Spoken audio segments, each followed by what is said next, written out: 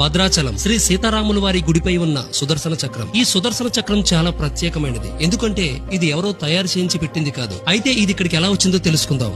భక్త రామదాసు ఈ ఆలయాన్ని నిర్మించిన తర్వాత ఈ ఆలయం పైభాగాన సుదర్శన చక్రం ప్రతిష్ఠించడానికి గొప్ప గొప్ప లోహ శిల్పులను పిలిపించి వారి చేత తయారు చేస్తున్నప్పుడు వారు ఎన్నిసార్లు ప్రయత్నించినా అది విరిగిపోవడమో లేక సరిగ్గా రాకపోవడమో జరుగుతూ ఉండేదట. దానికి కలత చెందిన రామదాసుకి ఒక రోజు కలలో శ్రీరాముడు కనిపించి, భక్త, సుదర్శన చక్రం అంటే చాలా మహిమ కలిగినది. దానిని సామాన్య మానవులు ఎవరూ నిర్మించలేరు. అందుకే నేను నీకు నా సుదర్శన చక్రాన్ని ఇస్తున్నాను. అది గోదావరిలో ఉంది, తెచ్చి ప్రతిష్ఠించు అని చెప్పారట. మరుసటి రోజు గజేతగాళ్లతో రామదాసు గారు గోదావరి అంతా వెతికించారట. కానీ ఎవరికీ కనిపించలేదు. అయితే శ్రీరాముడు మళ్లీ రామదాసు గారి కలలో కనిపించి, అది నా మీద అమితమైన భక్తి పెంచుకున్న నీకు మాత్రమే కనిపిస్తుందని చెప్పడంతో స్వయంగా రామదాసి వెళ్లి గోదావరి మాతకు నమస్కరించి శ్రీరాముడి స్తోత్రాన్ని పఠించి గోదావరిలో చేతులు పెట్టగా వచ్చి ఆ సుదర్శన చక్రం రామదాస్ గారి చేతిలో ఆగిందట. ఇప్పుడు మనం చూస్తున్నది ఆ సుదర్శన చక్రమే. ఫ్రెండ్స్, ఈ ఇన్ఫర్మేషన్ మీకు నచ్చితే ఈ వీడియోకి జస్ట్ ఒక లైక్ చేసి మీలో ఎంతమంది భద్రాచలం వెళ్లారో కామెంట్ చేయండి.